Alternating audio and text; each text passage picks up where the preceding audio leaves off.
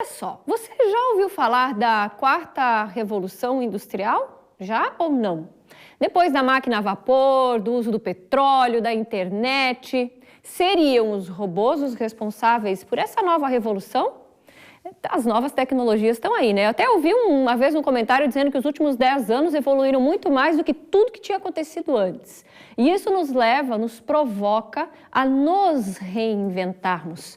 Mas como será fazer isso? Profissionalmente, no dia a dia, para passar pelas dificuldades, para as crises que possam ocorrer, não é mesmo? A gente não sabe o que o mundo nos reserva aí fora. Para falar sobre esse assunto, hoje nós recebemos o professor Leandro Bova, que vai nos ajudar, vai dar assim aquele empurrãozinho para a gente fazer para sair da caixinha, né? Para a gente sair da zona de conforto. Boa tarde, professor. Boa tarde. Seja bem-vindo no Ver Mais. Obrigado, boa tarde a todos. E é verdade isso que eu ouvi, acho que eu vi numa palestra falando que os últimos anos aí, eles evoluíram muito mais no sentido de novas tecnologias, ou seja, de tudo que a gente hoje tem acesso do que tudo que a gente já tinha vivido para trás. É verdade? Procede isso? Sim, sim.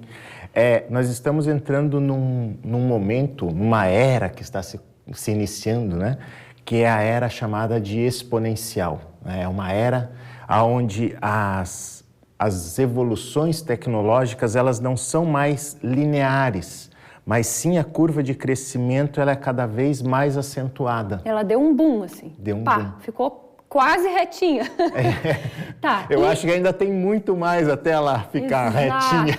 Exato. E onde que nós entramos nessa história, né? Nós que fazemos parte do quê? Do uso disso tudo, porque está aí na nossa vida, queiramos ou não, na nossa atividade, não importa qual seja o nosso trabalho, o nosso dia a dia. Como que a gente pode trazer isso para a prática para a gente não ficar para trás?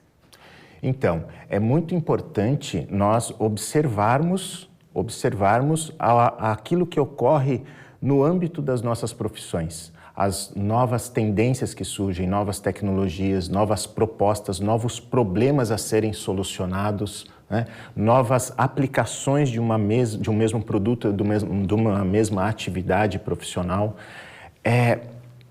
E essa observação ela é importante, mas ela não é ainda o suficiente para nos adaptarmos à velocidade das mudanças que irão surgir. Que adaptação é essa? Um ponto importante é que cerca de 40%, 50% das atividades, elas já estão em risco com o desenvolvimento tecnológico. E como a curva ela é exponencial, ou seja, tecnologia se alimenta de tecnologia e assim as coisas vão mudando de uma forma cada vez mais rápida, simplesmente observar pode não ser o suficiente.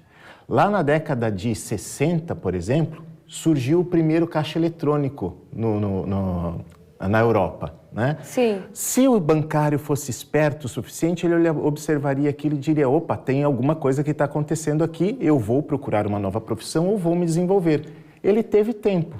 Aí, quando chegou por volta de 96 a 2006, de 96 a 2006, segundo o DIEESE, 158 mil bancários perderam os seus empregos devido aos terminais de autoatendimento. Olha só.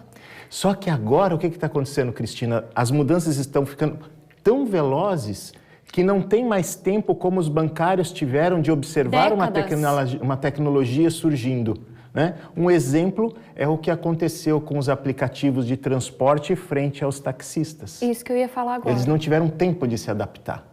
Entendi. E aí começa toda essa revolução de readequação, e um briga de lá, o outro tenta espichar de cá, mas é inevitável. Uma hora ou outra vai ter que acontecer. É inevitável. Adequando aí, colocando dentro das leis, ou seja, vão se criando novas leis, né, que é o caso justamente desses aplicativos, mas as pessoas têm que se readequar. Ou seja, eu preciso ficar ligado no que está acontecendo à minha volta. Ligado, só que isso ainda, como citei, ainda não é o suficiente, né? Porque agora a velocidade da mudança Preciso fazer algo, não só olhar. Exato. A velocidade da mudança ela é muito grande, né? Então nós começamos a entrar assim num momento, Cristina, aonde que não é apenas a observação e dizer assim, não, eu vou ficar atento e eu vou me adequar a qualquer mudança, eu vou reagir rápido. A mudança pode vir passar por cima de mim e eu não percebi. Pode. E onde é que está o nosso limite? No âmbito psicológico.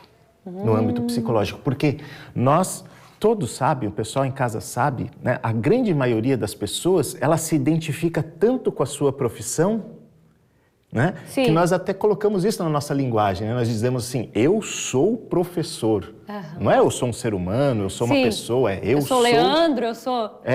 né? Eu sou a minha profissão, né? Uhum. A gente enraiza tanto com isso e quando surgem as mudanças, então, talvez nós não estejamos preparados psicologicamente para a mudança. Entendi. Só que tem um lado bom nisso também. Porque eu já estava quase ficando com depressão aqui. Diga lá, qual que é o lado bom agora, professor? O lado bom é que a tecnologia, ela avança também para o desenvolvimento psicológico. Então, claro, também é só saber utilizar. Sim, existem muitas tecnologias, desde lá do tempo de Freud e Jung e aqueles que pensaram a respeito do psiquismo humano, que é tão visto ainda hoje por essa visão que eles tiveram. Isso já teve uma mudança significativa e nós já entramos em um processo onde nós temos a neurociência, temos a terapia cognitiva, que pode proporcionar, entre várias outras que podem proporcionar mudanças mais velozes. Então, a mudança que vem agora, ela exige também que as pessoas se preparem psicologicamente. Não basta apenas dizer, não, vou ficar ligado que qualquer coisa eu mudo. Ou seja, eu preciso ficar ligado, eu preciso ter atitudes, me reinventar, seja dentro da minha própria profissão, seja procurar uma outra profissão, né? Já unir quem já quer realmente dar aquela mudada, ou seja, procurar fazer isso, pesquisar e usar a tecnologia também para poder fazer isso, porque ela me dá a pesquisa, ou seja, os últimos números, o que vai ter amanhã, o que já não vai mais ter, ou seja, tudo isso já tem ali, se eu quiser procurar. Exato. E ir trabalhando o meu psicológico para eu entender que eu, Cris, eu não sou eu, Cris, jornalista. É o que eu estou, nesse momento, desenvolvendo, mas que eu sou um ser humano, com outras capacidades, com outras qualidades. Perfeito. Seria isso? Sim, sim. Nós nos identificarmos mais com a nossa complexidade humana e menos com as nossas funções. Entendi. Né? Entendi. Ou seja, isso é importante também, né, professor, para a gente lembrar que, às vezes, quem vem daquele negócio, né, dentro da própria profissão isso aqui não é minha função, ou isso aqui já é para outra pessoa, ou, né, claro que a gente sabe que tudo isso é regulado por um contrato, ou por uma lei, ou seja lá o que for, mas ter aquela vontade de aprender a mexer naquele aparelho novo que chegou, naquela novidade que está por ali, porque a gente não sabe até quando a gente vai precisar usar aquilo no nosso dia a dia, né? Exatamente. Ter essa curiosidade, essa motivação por conhecer as tecnologias, isso é um ponto, né? Veja como é que entra novamente a barreira psicológica. Tem pessoas que, como eu, há pouco tempo atrás, eu não tinha interesse, poucos anos atrás, eu não tinha interesse em tecnologia. Uhum. Eu não gostava muito desse negócio, né? Uhum. Eu era mais analógico. Uhum. Aí, ocorre que, se não tem a motivação e interesse, nós começamos, então, a criar bloqueios que são apenas nossos. Desculpas. Né? Desculpas. Então, precisamos nos desenvolver nesse sentido. Muito bom, professor. Obrigada. Infelizmente, o nosso tempo acabou. Essa conversa renderia ainda uns 5 programas tarde adentro, né? Sim, sim. Tem muitas variações. Tem. Fica até o convite para voltar num próximo momento, se quiser, tá? Obrigado. Seja muito bem-vindo.